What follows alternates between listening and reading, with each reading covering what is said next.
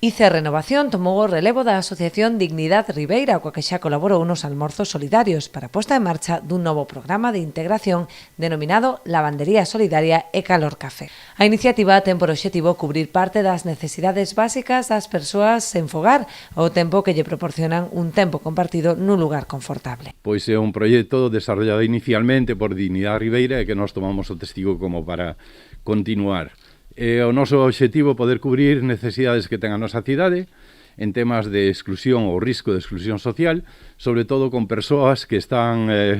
sin teito ou polo menos que teñen certos problemas de ter donde poder lavar a súa roupa, donde poder pasar un tempo de inclusión no sentido de relacionarse con outras persoas, e por eso chamamos ao proxecto Lavandería Solidaria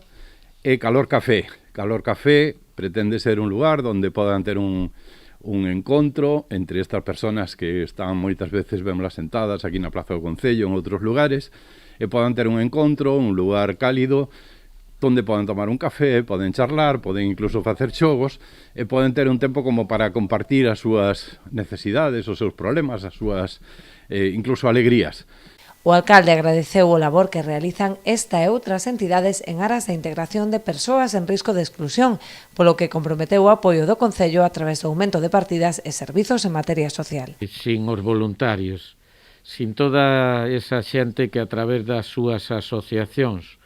botan non só unha man, sino que moito máis para colaborar no ámbito social, toda a actuación da administración sería sempre insuficiente. Eu creo que Ribeira ten unha gran suerte ca cantidad de xente que a través das súas creencias, das súas asociacións,